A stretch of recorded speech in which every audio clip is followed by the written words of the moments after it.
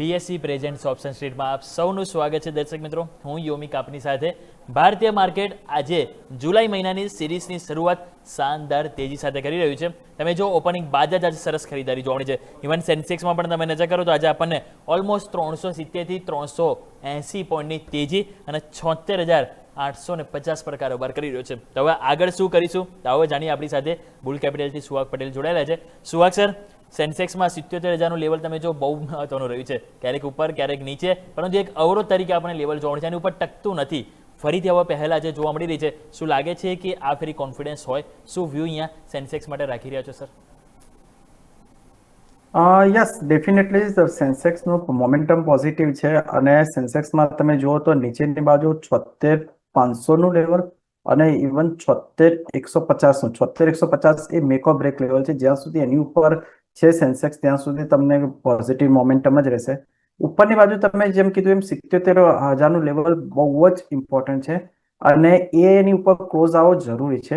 એક વખત 77,000 ઉપર ક્લોઝ આવી જાય પછી તે નેક્સ્ટ રેઝિસ્ટન્સ 77,500નો છે। 77,500 ક્લોઝ થશે પછી આપણને એક સારી એવી તેજી 78,300 સુધી જોવા મળી શકે છે। તો 77,000નું લેવલ ઇમિડિયેટ રેઝિસ્ટન્સ છે, આજે એ ટેસ્ટ કરવાનું રહેશે અને જ્યાં સુધી નીચેની બાજુ 76,150નું લેવલ ઉપર છે ત્યાં સુધી આપણે પોઝિટિવ મોમેન્ટમ જ ગણાશે।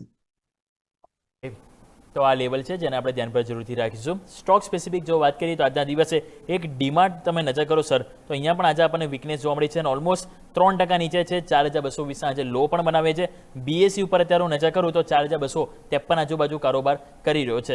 આજે પણ તમે જુઓ તો મહત્વની જે કહેવાય ને એક્સપોનેન્શિયલ મૂવિંગ એવરેજ તો બ્રેક થતી જોવા મળી છે। 4-5 દિવસ થોડું કન્સોલિડેશન રહ્યું અને આજે હવે ફર્ધર ઘટાડો ઓપનિંગ થતા જ આવ્યો છે। કઈ રીતે સર જોઈ રહ્યા છો સેટઅપ? અહીંયા શું વધારે વીકનેસ આવી શકે છે? શોર્ટ કરવું તો કરાય કે પછી થોડું wait and watch sir?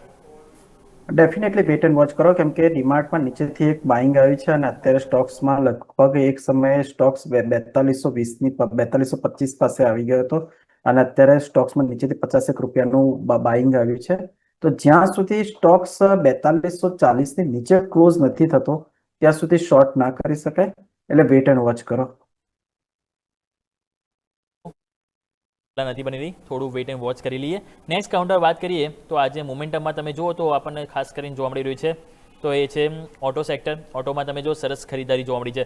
Even તમે જો આજે મહિન્દ્રા છે, અશોક લેલેન્ડ છે, બંનેમાં સરસ ખરીદારી જોવા મળી રહી છે। તો સર અશોક લેલેન્ડ પણ નજર કરી લઈએ અને મહિન્દ્રા પણ નજર કરી લઈએ। આજે તમે જુઓ મહિન્દ્રા ઇવન 3% તેજી સાથે છે અને જો અશોક લેલેન્ડની પણ જો વાત કરું તો આજે બહુ સરસ સેટઅપ આપણને જોવા મળી છે। 161 રૂપિયા આજુબાજુ બીએસસીમાં કારોબાર કરી રહ્યો છે।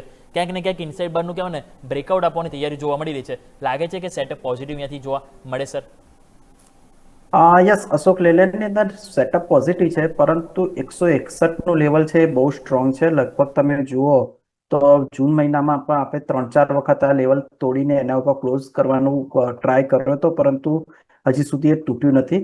તો 161ની ઉપર ક્લોઝ થાય તો એક નવી ફ્રેશ બાઇંગ કરી શકાય અને તમે એ સંજોગોમાં 167 ઇવન 177 સુધીના લેવલ જોવા મળી શકે। તો ઇમિડિયેટ 161 ઉપર ક્લોઝ થાય પછી જ ખરીદદારીની સલાહ રહેશે।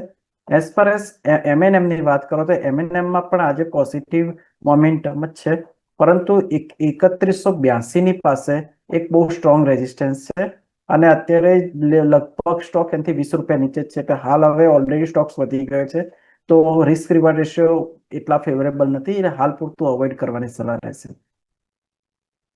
તો રિસ્ક રિવોર્ડ અહીંયા હાલ ફેવરેબલ નથી, તો અવોઇડ કરવાની સલાહ બની રહી છે। નેક્સ્ટ કાઉન્ટર સર વાત કરીએ તો ટાઇટન ગઈકાલે પણ જબરદસ્ત તેજી હતી પ્રોગ્રેસ હાઉસના રિપોર્ટ બાદ અને આજે પણ તમે જો ગેપ અપ ઓપનિંગ અને એના બાદ ફર્ધર નવી તેજી જોવા મળી રહી છે। ઓલમોસ્ટ 1.25% તેજી છે। એક ટાઈમે 4,500ની ઉપર આજે તમે જો હાઈ બન્યા, પરંતુ ઉપલા સર 1% નીચે આવ્યો છે। કઈ રીતે સર જોઈ રહ્યા છો અહીંયા ચાર્ટ સેટઅપ? 4,450ની ઉપર ટકે તો શું મોમેન્ટમ લાગે છે પોઝિટિવ જોવા મળી શકે સર? ડેફિનેટલી જ ઉપરથી જ સેલિંગ આવી છે, પરંતુ એ એક 4,450ની પાસે એક એને સ્ટ્રોંગ રેઝિસ્ટન્સ છે અને એ આજે તૂટી ગયો છે। મતલબ કે આજે એની પર ક્લોઝ આવે તો એ તૂટી ગણાશે। એવા સંજોગોમાં તમે નવી બાય કરીને તમે રાખી શકો છો। ઉપરની બાજુમાં તમે 4550 સુધીના લેવલ દેખવા મળે છે, તો આજે વેટ એન્ડ વોચ કરો। જો 4,450ની ઉપર ક્લોઝ આવે છે તો ખરીદદારીની સલાહ રહેશે। ઓકે, વેઇટ એન્ડ વોચ કરી લો અને અહીંયાથી આપણે મહત્વના લેવલ અહીંયા ધ્યાન પર રાખીશું ક્લોઝિંગ માટે, જેની ઉપર ફર્ધર નવી તેજી જોવા મળશે. પીએનબી હાઉસિંગ ફાઇનાન્સ પણ નજર કરો છો ને અહીંયા આજે આપણને જોવા મળી રહ્યું છે ફ્યુચર ઓપ્શનમાં સરસ કારોબાર છે અને તમે બીએસસીમાં હું જો નજર કરું તો 1.5%ની તેજી ₹1054 ઉપર આપણને સ્ટોક્સ કારોબાર કરી રહ્યો છે. કઈ રીતે સર જોઈ રહ્યા છો આજની જે તેજી તમે જો છેલ્લા 3-4 દિવસથી કહેવાય મોમેન્ટમ તો જાળવી રાખવાનો પ્રયત્ન કરી રહ્યા છે અને 10 ડે મને રિસ્પેક્ટ પણ આપી રહ્યું છે સર. લોંગ કરવું તો કરાય સર? જી, તો આપણે જેમ વાત કરી હતા પીએનબી હાઉસિંગ ફાઇનાન્સ કે જેમાં તમે જો સેટઅપ બહુ સરસ પોઝિટિવ જોવા મળે છે. આપણે સર વખત સાથે એક વખત ફરીથી જઈએ sir PNB housing finance sir એક વખત સર વાત કરીએ. ડેફિનેટલી છેલ્લા 4-5 દિવસથી લગભગ 22મી જૂન પછી પીએનબી હાઉસિંગ ફાઇનાન્સમાં એક સારું એવું મોમેન્ટમ સર્જાય છે અને અત્યારે સ્ટોક પોઝિટિવ મોમેન્ટમમાં જ છે.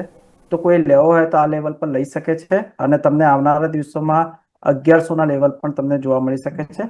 નીચેની બાજુ તમે 1020ની નીચે ક્લોઝિંગ બેસિસ પર એસએલ રાખવાનું રહેશે. ઓકે, તો આ રીતે એક વ્યૂ બનતો જોવા મળે છે જેને આપણે ધ્યાન પર રાખીશું. આપણે વાત થઈ ઓવરઓલ પીએનબી હાઉસિંગ ફાઇનાન્સની, પરંતુ દર્શક મિત્રો one of the best performance આજે જુલાઈના પહેલા દિવસે 24,000 નિફ્ટી ફાઇનલી આજે આપણને ક્રોસ થતી જોવા મળી રહી છે. ત્યાં નજર કરો તો 140 પોઈન્ટની તેજી સાથે 24,004 ઉપર મોમેન્ટમ અને તમે બેંક નિફ્ટીમાં પણ જબરજસ્ત મોમેન્ટમ છે અને તમે જે રીતે જોઈ રહ્યા છો તમે જુઓ તો આપણને સેન્સેક્સમાં આજે one of the best performance, સૌથી બેસ્ટ પરફોર્મન્સ જો તમે નજર કરો તો આપણને સેન્સેક્સમાં છે. સૌથી બધા ઇન્ડેક્સ કરતાં સારી એવી તેજી આપણને સેન્સેક્સમાં છે અને ઓલમોસ્ટ 77,000ની નજીક તમે જુઓ તો આપણને જોવાનું અહીંયા આપણને એક પ્રયત્ન જોવા મળે છે. તો ઓબ્વિયસલી સેન્સેક્સમાં એક દિવસની એક્સપાયરી પહેલાં આ મોમેન્ટમ આપણને જોવા મળી છે. તો ઓબ્વિયસલી અહીંયા પણ આપણે એક ધ્યાન જરૂરથી રાખીશું. એક લાસ્ટ સ્ટોક્સ અહીંયાથી વાત કરી લઈએ તો આપણે અહીંયા મારે વાત કરવી છે હેવેલ્સ. હેવેલ્સમાં તમે નજર કરો તો જે રીતે આપણને કારોબાર જોવા મળ્યો છે તો આજે ન્યૂનતમ સરથી ગઈકાલે પણ એક રિકવરીની હોપ હતી અને આજે એક પોઝિટિવ કેન્ડલ તો જોવા મળી રહ્યું છે. પરંતુ સર હેવેલ્સમાં તમે જુઓ અત્યારે બીએસસી ઉપર જે રીતે મોમેન્ટમ જોવા મળ્યું છે 2% તેજી છે, શું અહીંયા વ્યૂ પોઝિટિવ રાખવો હોય તો રાખી શકાય સર? ડેફિનેટલી અત્યારના લેવલ પર હેવેલ્સ પોઝિટિવ મોમેન્ટમમાં છે, પરંતુ આજે આ લેવલ પર ક્લોઝ આવવું જરૂરી છે. જો આ લેવલ પર ક્લોઝ આવે છે તો તમે નવી બાયની પોઝિશન કરી શકો છો, લોંગ પોઝિશન, અને 1175નું એસએલ રાખવાનું રહેશે. તો આવનારા દિવસોમાં તમને 1230 ઇવન 1270 સુધીના લેવલ જોવા મળી શકે છે. પરંતુ આ જ લેવલ પર હોલ્ડ કરી શકે, મતલબ કે આ લેવલ પર ક્લોઝ આવે તો પોઝિટિવ મોમેન્ટમ ગણાશે. ઓકે, તો જેમ સરે કીધું એ પ્રમાણે અહીંયા આપણે ધ્યાન જરૂરથી રાખીશું. તો આજના દિવસે તમે જો મોમેન્ટમમાં ઘણા બધા સ્ટોક્સ છે કે જે આપણને જોવા મળી રહ્યા છે. એક લાસ્ટ સ્ટોક્સ આપણે જો વાત કરી લઈએ મેટલ કાઉન્ટરમાંથી, તેમાં તમે જો જિંદાલ સ્ટીલ, અહીંયા પણ આજે એક ઘટાડો સતત ચાલી રહ્યો છે, સતત સેલ ઓન રાઈસ છે, પરંતુ ન્યૂનતમ સ્તરથી થોડુંક રિકવરીની હોપ અહીંયા પણ આપણને જોવા મળી રહી છે. અત્યારે હાલ જો આપણે નજર કરીએ તો આપણને જોવા મળશે ₹1,040 આજુબાજુ આપણને બીએસસીમાં કારોબાર કર્યો છે. આજે લો બન્યા 1,032 આજુબાજુ, પરંતુ છે તો હજુ પણ સ્ટ્રક્ચર સેલ ઓન રાઈસ. તો અહીંયા સર કયા ઇમ્પોર્ટન્ટ લેવલ છે જે સપોર્ટ તરીકે ધ્યાન પર રાખીશું? જિંદાલ સ્ટીલમાં તમે જુઓ તો 1040નું અને ઇવન 1024નું આ એક લેવલ છે કે જ્યાં એક સપોર્ટ તરીકે એને હોલ્ડ કરી શકે છે. અને આજે તમે જુઓ તો તમે લગભગ 1000 એ જ લેવલોથી એક થોડી બાયની હોપ છે. તો 1024નું તમે જે લેવલ છે એ મેક ઓર બ્રેક છે. એના નીચે જો જશે તો તમને 1000નું લેવલ જોવા મળી શકે છે. તો આ લેવલ પર છે ને બાય કરતા એક વખત જો બેઝ બનાવે અને એક વોલ્યુમ સાથે અપ ટીક મળે તો જ ખરીદદારીની સલાહ છે. કોઈએ શોર્ટ પોઝિશન કરી હોય તો અહીંયા પ્રોફિટ બુક કરી શકે છે. આ રીતે કે અહીંયા જરૂરથી આપણે નજર રાખીશું. પરંતુ દર્શક મિત્રો આપણે જે ખાસ વાતચીત કરી આપણી ખાસ રજૂઆત બીએસસી પ્રેઝન્ટ્સ ઓપ્શન સ્ટ્રીટ પર.